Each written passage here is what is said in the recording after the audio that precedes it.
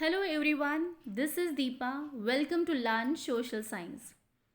Students, I'm again here with the same chapter, Economics, Chapter 2 of Class 9, that is People as Resource. In my previous video, I have explained some important topics. And students, we have discussed that labor is an important factor. Land and capital cannot become useful on their own.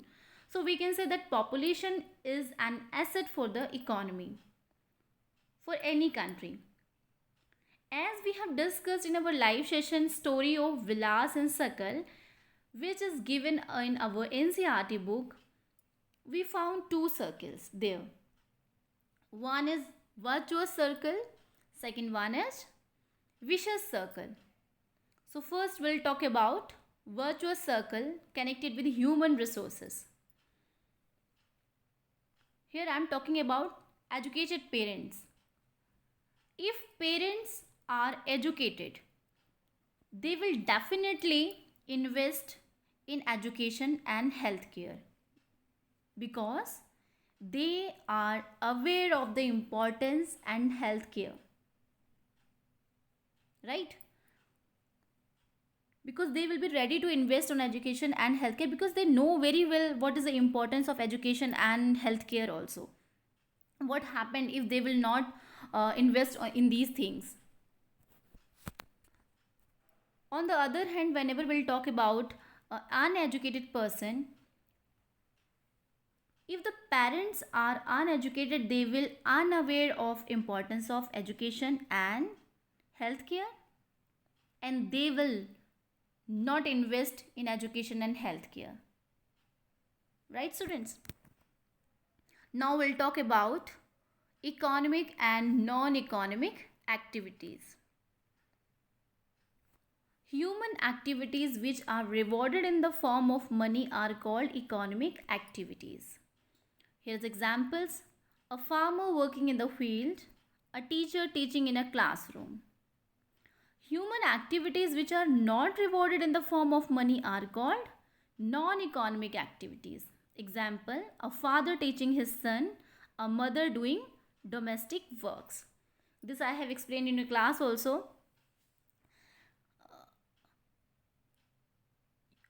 Economic activity वो activity है जिसके reward में हमें कुछ पैसे मिलते हैं, जिनके रिवॉर्ड में हमें पैसे मिलते हैं. अगर एक फार्मर किसी फील्ड में वर्क करता है तो obviously we have to pay him, right? अगर टीचर जो है अपनी क्लासरूम में जो टीच कर रही है तो ऑब्वियसली स्कूल एडमिनिस्ट्रेशन उसको सैलरी प्रोवाइड कर रहा है. तो जिसमें हमें पैसे मिल रहे हैं वापस, इकोनॉमिक यानी कुछ पैसों का लेन देन हो रहा है जिसके बदले में हम जिसको मनी दें, ठीक है, तो वो हमारी क्या हो गई, economic activity. On the other hand जिसमें हमको मनी नहीं मिल रहा है वो एक्टिविटीज़ नॉन इकोनॉमिक एक्टिविटीज़ होती हैं. जैसे कि आपके फादर ने अपने आपको पढ़ा दिया है तो उसके लिए क्या आप उनको पैसे देंगे? नहीं. अगर आपकी मदर जो घर पे काम करे, क्या हम उनके लिए उनको सैलरी प्रोवाइड करते हैं? नहीं. So these are the non economic activities. Now move towards primary sector, secondary sector and tertiary sector. Students, here we'll talk about all three economic activities. These sectors come into the category of economic activities. As we know, student, that all persons do what? For their livelihood, they are doing some kind of work. Now we'll discuss their work comes in which category. So first of all, we'll talk about primary sector. Primary sector includes those activities which produce natural goods by using natural resources through natural processes. Right, students? Example are agriculture, animal rearing, lumbering, mining, quarrying, forestry, animal husbandry, fishing, pottery farming. बहुत सारे examples हैं. इसमें हमने देखा कि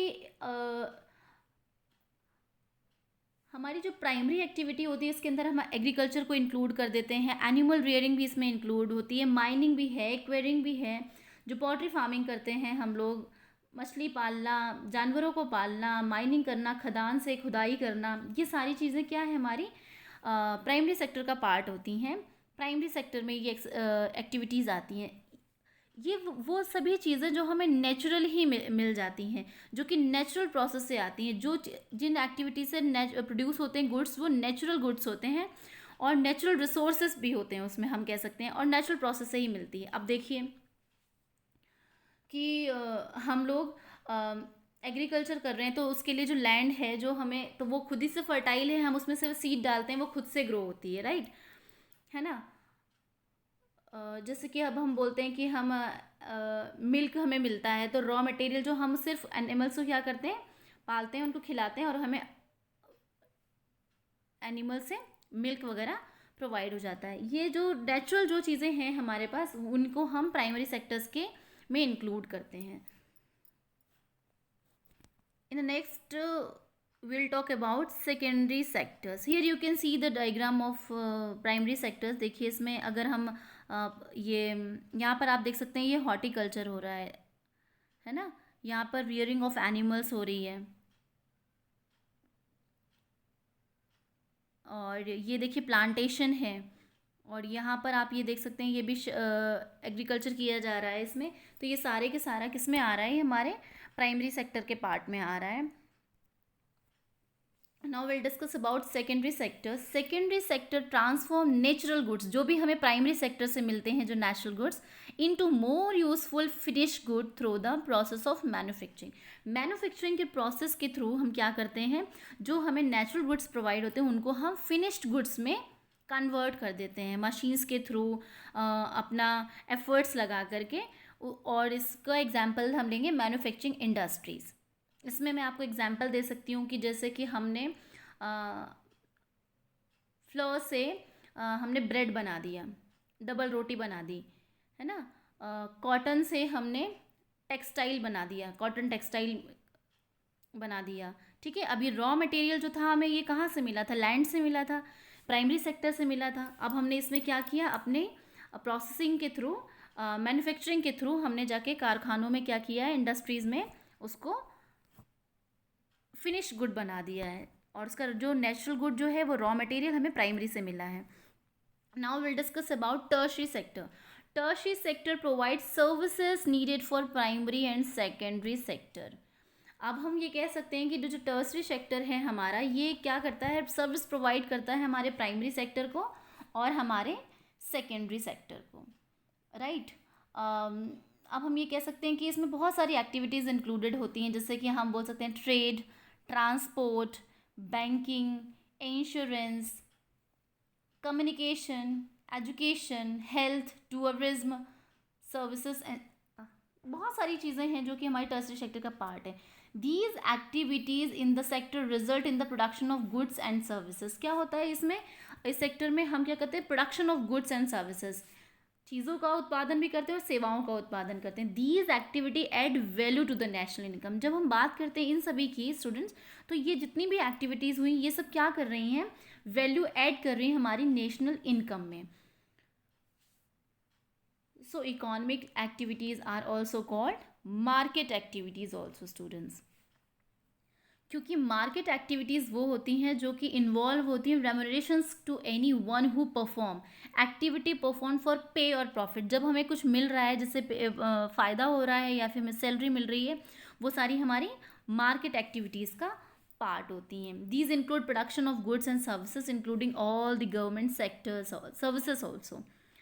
Now we'll talk about non-market activities are the production for self consumption. अब ये जो नॉन मार्केटिंग एक्टिविटीज़ होती हैं स्टूडेंट्स, ये किस लिए होती हैं, ये हम सेल्फ कंजप्शन के लिए इसमें प्रोडक्शन करते हैं। जो भी हम प्रोड्यूस करते हैं वो हमारे खुद के लिए होता है। जैसे कि हमने कहा ना कि हमारी मदर ने हमारे लिए काम कर दिया, या हमारे किसी यंगर ब्रदर ने हमारी टेक केयर कर दी, या हमने किसी की हेल्प कर दी, उसके लिए हम क्या करेंगे, उसके लिए हमें कुछ रिटर्न बैक नहीं मिलेगा, उसके लिए हमें कोई पैसा नहीं दे रहा है, कोई मॉनेटरी वैल्यू नहीं है उसकी, तो हम उसको इंक्लूड करेंगे नॉन मार्केट एक्टिविटीज़ में।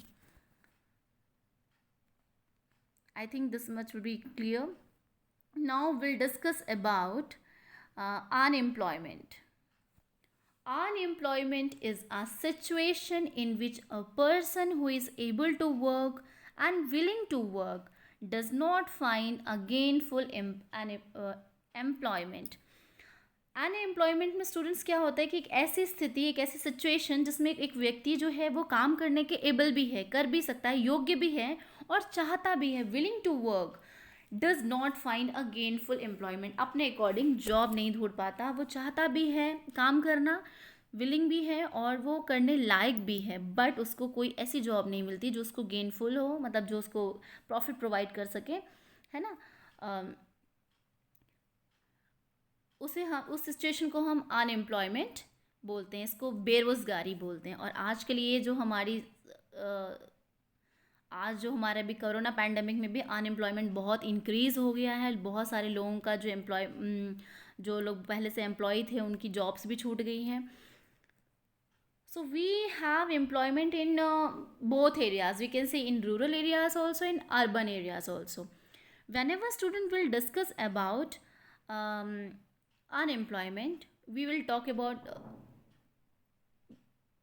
both unemployment, means rural and urban. First of all, we'll see unemployment considered a serious problem of Indian economy. Obviously, it's a very serious issue. Unemployment leads to wastage of resources. People become a liability for the economy. Unemployment leads to poverty and starvation. Unemployment creates depression in the minds of the educated young men. It may give birth to antisocial activities. Dependency ratio increase as a result of unemployment. Right, students. हमें पता है जब unemployed हो जाते हैं तो क्या होता है, हमारे जो रिसोर्सेज होते हैं उनको बहुत वेस्टेज होती है। हम ये भी कह सकते हैं जैसे हम अभी पढ़ रहे हैं कि ह्यूमन अपने आप में एक रिसोर्स है। जब हम उसमें स्किल होते हैं, उनमें माइंड होता है, उसमें एबिलिटी होती है, उसमें नॉलेज है, और जो उसकी स्किल्स के थ्रू वो जो कर सकता है, वो जब उसे कहीं जॉब ही नहीं मिलेगी, वो अपने उसको प्रेजेंट ही नहीं कहीं पे कर पाएगा, तो क्या होगा, वेस्टेज ऑफ रिसोर्स होगी।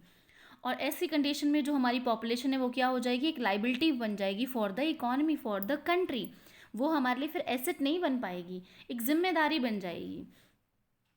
और हमको पता ही है कि जब अनएम्प्लॉयमेंट होगा तो leads to poverty and starvation, गरीबी आएगी, भुखमरी आएगी, लोगों के पास पैसा ही नहीं होगा तो लोग कैसे कुछ खरीदेंगे, कैसे खाएंगे, कैसे अपने खाने के लिए चीज़ें ले आएंगे, तो उससे स्टार्वेशन आएगी। अब लोगों के पास कम पैसा होगा तो लोग क्या होगा, न्यूट्रिशियस फूड नहीं ला पाएंगे, अपने लिए जो उनकी डाइट में डिफरेंट डिफरेंट चीज़ों की ज़रूरत है वो सब वो नहीं कलेक्ट कर पाएंगे, है ना। Unemployment create depression in the minds of educated young one. बिल्कुल सही बात है, जब लोग एजुकेशन ले लेते हैं, जब उनका ये ड्रीम होता है कि अब हमें कुछ कमाना चाहिए, जब उनको उस टाइम पर वो कोई जॉब नहीं मिलती है तो ऑब्वियसली कहीं ना कहीं सोशल प्रेशर भी होता है लोगों के ऊपर कि अब हम कुछ कर नहीं रहे हैं, तो उस टाइम पे क्या होता है, माइंड में डिप्रेशन आ जाता है और हमारा कहीं ना कहीं हमारा मोरल डाउन होने लग जाता है, और हमको लगता है हमारा कॉन्फिडेंस भी लूज़ होता है कि हमको कोई अपॉर्चुनिटी नहीं मिल रही है जिससे हम एक्सप्लोर कर सकें, राइट। और इसकी वजह से किन का बर्थ होता है, एंटी सोशल एक्टिविटीज़ के। लोग गलत रास्ता चूज़ कर लेते हैं, लोग सोचते हैं मुझे किसी तरीके से पैसा कमाना है तो चोरी करेंगे, डकैती करेंगे, कुछ ऐसा करेंगे, फ्रॉड करेंगे। यू हैव सीन कि इस पूरे कोरोना पैंडमिक में ही जब लोग अनएम्प्लॉयमेंट हो गए तो कितना ज़्यादा, कितना लेवल हाई हो गया फ्रॉड्स का। कितने सारे लोगों ने किस तरीके के एप्लीकेशंस के थ्रू, हमने न्यूज़पेपर्स में देखते रहते हैं, न्यूज़ हम लोग पढ़ते रहते हैं, कितने फ्रॉड्स हुए, लोगों के अकाउंट से पैसे किस तरीके से गायब हुए। तो इसमें क्या, लोगों ने बहुत सारे फ्रॉड में, इलीगल एक्टिविटीज़ में इन्वॉल्व हो गए लोग। अब लोग सोच रहे हैं कि कुछ ग्रो नहीं कर पा रहे कहीं पर भी, जो अच्छी जॉब भी कर रहे थे उनकी भी जॉब अगर चली गई है तो उनको सर्वाइव करना मुश्किल हो गया है। तो वो कहीं ना कहीं उनको लगता है कि कोई ज़रूरी नहीं है, कोई हार्ड एंड फास्ट रूल नहीं है कि हमको मतलब लीगल तरीके से ही कमाना है। लोग अपना मतलब क्या करते हैं, परसेप्शन चेंज कर देते हैं, राइट स्टूडेंट।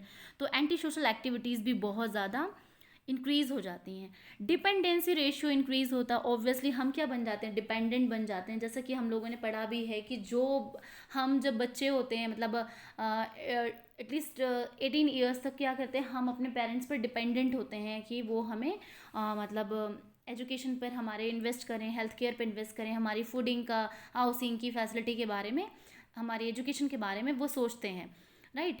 तो और आफ्टर 60 ईयर भी देखा हमने कि लोग क्या होते हैं, दूसरों पर डिपेंड हो जाते हैं। तो ऑब्वियसली जब लोग काम करने लायक हैं, उनके काम नहीं मिलेगा तो वो कहीं ना कहीं जो काम कर रहे हैं उनके ऊपर डिपेंडेंट हो जाएंगे, है ना। Now will move towards seasonal unemployment. This employment as comes in the category of rural unemployment. Okay, students.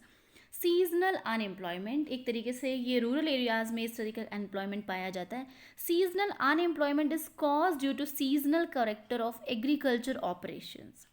Agriculture provides employment to its worker. Only during the sowing and harvesting seasons, worker remains unemployment during the lean season.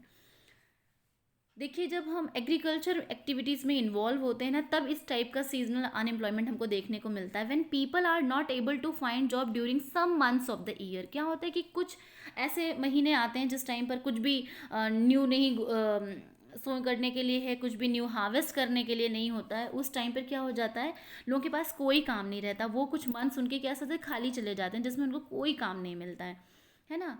और क्योंकि हमारा जैसे कि हम लोग जो हैं India में, हम लोग बहुत सारे लोग एग्रीकल्चर एक्टिविटीज़ में इन्वॉल्व हैं, प्राइमरी सेक्टर में इन्वॉल्व हैं.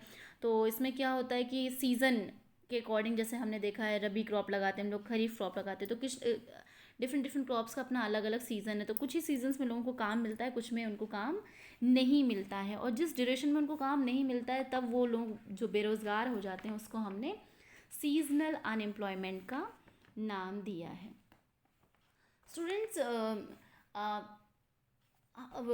जो कि एग्रीकल्चर में जो people dependent upon agriculture usually face such kind of problem. There are certain busy season when sowing, harvesting, weeding and threshing is done, right. तो उस टाइम पे क्या होता है, certain month do not provide much work to people depend on agriculture. उन लोगों को बहुत ज़्यादा काम नहीं मिल पाता है, और अगर मिलता भी है तो इतना कम लोगों को ही मिल पाता है. तो ज़्यादा से ज़्यादा पॉपुलेशन जो हमारी वो इंगेज नहीं हो पाती है. तो this is all about unemployment, seasonal unemployment. Now will move towards disguised unemployment. वैसे डिसगाइज्ड मीन्स होता है स्टूडेंट, एक तरीके से हम बोल सकते हैं बहरूपिया, या फिर हम समझ ही ना पाए वो किस रूप में है, दिख नहीं रहा होता है, मतलब डिसगाइज्ड होता है. उसका जो उसकी रियल जो सिचुएशन होती है वो चेंज होती है, ठीक है. तो in case of disguised unemployment, people appear to be employed. They have agriculture plot where they find work. क्या होता है कि इस डिसगाइज्ड अनएम्प्लॉयमेंट, लगता तो है कि व्यक्ति एम्प्लॉयड है, काम भी कर रहा होता है, बट एक्चुअली में उसको कोई स्पेशल वेजेस नहीं मिलते हैं, कोई एक्स्ट्रा बेनिफिट्स नहीं मिलते हैं. They have agriculture plot where they find work. एक एग्रीकल्चर प्लॉट भी मिल जाता है उनको जहाँ काम मिला होता है. हम ये कह सकते हैं this usually happens among family members engage in agriculture activities. ये उन्हीं के साथ होता है जो एग्रीकल्चर एक्टिविटीज़ में इन्वॉल्व होते हैं. In agriculture activities the work requires service of 5 people but engages 8 people. अगर कोई ऐसी सिचुएशन है कि कहीं पर काम की ज़रूरत है 5 लोगों की, मगर कितने लोग इंगेज हैं उसमें, 8 पीपल्स इंगेज हैं, तो 3 पीपल आर एक्स्ट्रा. तो जो 3 होंगे वो एक्स्ट्रा होंगे. These 3 peoples also work in the same plot as the others. If they remove the productivity of the field will not decline. बोलते हैं कि अगर इनको निकाल भी दिया जाए, ठीक है, the work requires the service of 5 people and engages 8 people. तो 3 वर्क जो एक्स्ट्रा हैं उनको अगर हम रिमूव भी कर दें, क्योंकि वो 3 पीपल्स जो हैं, these 3 people are also work in the same plot, है ना, जैसे और कर रहे हैं वो सेम प्लॉट में ही काम करें. अगर हम उनको निकाल देंगे तो प्रोडक्टिविटी पे कोई फ़र्क नहीं आएगा कि प्रोडक्टिविटी घट गई है, ऐसा बिल्कुल भी नहीं होगा. The field requires the service of 5 people and the 3 extra people are disguised unemployed. हम क्या बोलेंगे, ये जो 3 मेंबर एक्स्ट्रा थे ये किस टाइप के अनएम्प्लॉयड थे, डिसगाइज्ड अनएम्प्लॉयड. लग तो रहे थे एम्प्लॉयड, बट ये कैसे हैं, डिसगाइज्ड अनएम्प्लॉयड हैं. ठीक है स्टूडेंट्स, तो होपफुली आपको ये समझ में आ गया होगा. और ये सीजनल अनएम्प्लॉयमेंट और डिसगाइज्ड अनएम्प्लॉयमेंट है, रूरल अनएम्प्लॉयमेंट के अंडर में आते हैं. Now will discuss about urban unemployment. So in urban areas we face which type of unemployment? Educated unemployment. That is a peculiar problem of India.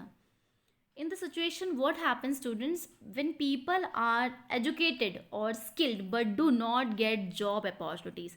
Skilled भी हैं, educated भी हैं, degrees भी ले ली हैं, but फिर भी उनको उनके अकॉर्डिंग जॉब नहीं मिल पाता है, उनको जॉब की अपॉर्चुनिटी नहीं मिल पा रही, क्योंकि क्या है, पॉपुलेशन ज़्यादा है, जॉब्स कम है, जॉब अपॉर्चुनिटीज़ लोगों के पास कम है. तो फिर इसकी वजह से बहुत सारे लोग जो एजुकेटेड होते हुए भी, स्किल्ड होते हुए भी जॉब नहीं ले पाते हैं. So will discuss about educated unemployment is a serious problem in the urban areas of India. ये हमारे अर्बन एरियाज़ की प्रॉब्लम है. It is mainly due to the drawbacks of educational system. हम कह सकते हैं कि ये कहीं ना कहीं हमारे एजुकेशन सिस्टम का भी ड्रॉबैक है, क्योंकि हमने सिर्फ एजुकेशन के नाम पे बच्चे को बुकिश नॉलेज बहुत ज़्यादा दे दी और हमने बहुत स्पून फीडिंग करा दी. बच्चे के अंदर कुछ न्यू स्किल डेवलप नहीं किए, बच्चों को वोकेशनल ट्रेनिंग्स नहीं अवेलेबल करवाई, प्रैक्टिकल्स पे उतना जोर नहीं दिया. तो obviously it's a drawback of educational system. Job market demands technically skilled people. और जॉब मार्केट में क्या डिमांड होती है? स्किल्ड पीपल्स की डिमांड होती है. टेक्निकली स्किल्ड जो लोग होते हैं उनकी डिमांड होती है ना. Many youth with matriculation, graduation and post graduation degrees are not able to find job. हमने देखा भी है, ये एक कॉमन फेनामिना हो चुका है. अर्बन केस में जो ये अनएम्प्लॉयमेंट है, ये कॉमन फेनामिना है कि इतनी सारी डिग्रीज होते हुए भी लोग अनएम्प्लॉयड रह जाते हैं. Study showed that unemployment of graduate and post graduate has increase faster than among matriculate. हमने देखा कि जो मैट्रिकुलेट लोग जो है ना, जो 10th 12th वाले हैं ना, वो लोग फिर भी कुछ ना कुछ काम कर रहे हैं, क्योंकि उन्होंने इतनी हाई एजुकेशन नहीं ले रखी, तो उनको कोई छोटा मोटा काम मिल गया है. लेबर ग्रुप का काम मिल गया है, हम कह सकते हैं 4th ग्रेड एम्प्लॉय का वर्क मिल गया है. लेकिन जो हमारा बहुत ज़्यादा एजुकेटेड एक एजुकेटेड पार्ट ऑफ सोसाइटी है, वो कहीं ना कहीं क्या है? जॉबलेस है. The educational system mostly creates graduates and post graduates suitable for white collar job. अब हम क्या सोचते हैं, जितना एजुकेशन सिस्टम है तो हम वो अच्छी जॉब पाना चाहते हैं, वाइट कॉलर जॉब लेना चाहते हैं, और उसकी वजह से क्या हो पाता है, हमें जॉब उस तरीके की मिल ही नहीं पाती. So many graduates and post graduate remain unemployed. इसीलिए ये लोग अनएम्प्लॉयड रह जाते हैं. और ये क्या है? A paradoxical man power situation is witness a surplus of man power in certain categories courses with shortage of man power in the other. अब हम ये कह सकते हैं कि अगर हम अभी जाकर के ढूंढना स्टार्ट करें ना, कि लेबर के लिए, काम के लिए लोग ढूंढना स्टार्ट करेंगे तो हमको मिल जाएगा, लेकिन हमने छोटी सी वैकेंसी भी निकाल दी है ना, तो इतनी पॉपुलेशन दिखेगी, इतने अनएम्प्लॉयड लोग हमको मिलेंगे कि वो सब लोग बिना ही जॉब के होंगे. Now we'll discuss India can build the maximum employment opportunity in the small scale industry sector. Obviously ये हमने थोड़ा सा पढ़ा भी है क्लास 8th में, small scales industry and large scale industry और मीडियम स्केल इंडस्ट्री, है ना students. Small scale industries use labour intensive technology. इसमें क्या होता है, स्मॉल स्केल इंडस्ट्री में लेबर इंटेंसिव टेक्नोलॉजी होती हैं, जिसमें लेबर की रिक्वायरमेंट होती है. Investment needed to set up a small scale units in is very less.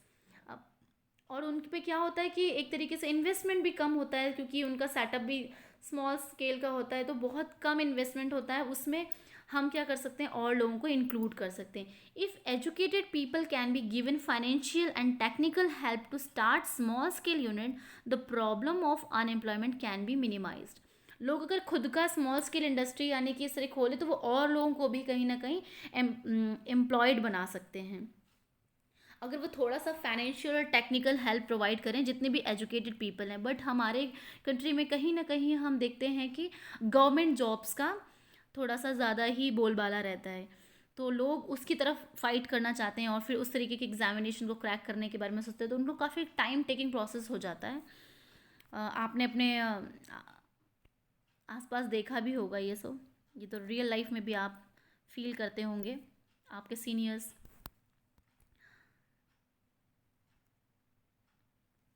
Now we'll discuss some measures in the education system to mitigate the problem of educated unemployment. अब हम क्या करें ऐसा कि education system में जो हमारी ये प्रॉब्लम सॉल्व हो सके. What should be done?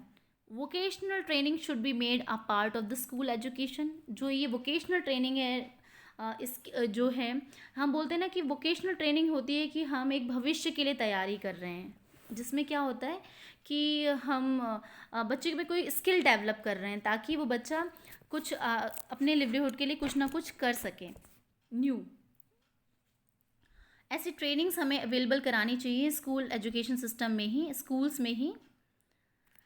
Technical education should be given importance. और टेक्निकल एजुकेशन को क्या करनी चाहिए, इम्पॉर्टेंस दिया जाना चाहिए. Educational system should be designed according to the demands in the job market. जिस तरीके की जॉब मार्केट में डिमांड है उस तरीके की हमें एजुकेशन सिस्टम को डिज़ाइन किया जाना चाहिए. And one more we can do, educational system should promote organisational ability. और एक तरीके से ऑर्गेनाइजेशनल एबिलिटी प्रमोट की जानी चाहिए. एजुकेशनल सिस्टम को इस तरह का होना चाहिए. अब हम बात करते हैं न्यू एजुकेशन पॉलिसी जब आई है ना स्टूडेंट्स, ये थोड़ा सा फ्लैक्सिबल है. काफ़ी टाइप की जो प्रॉब्लम्स हमने पहले फेस की हैं उनमें कहीं ना कहीं उससे कुछ चेंजेस भी हुए हैं. अब हम देखते हैं कि आगे आने वाले टाइम पीरियड में किस टाइप के सिचुएशंस होंगे और कैसे लोग फेस करेंगे प्रॉब्लम्स की, किस टाइप की प्रॉब्लम्स हैं कि हमारी प्रॉब्लम्स रिड्यूस हो रही है या नहीं हो रही है. Right student, so this is all about your chapter student. Thank you very much for this patience hearing, for listening this whole video. I'm just ending this video with a very good note. What a teacher writes on the blackboard of life can never be erased. So think about it, students. Thank you very much for listening. We'll meet soon again.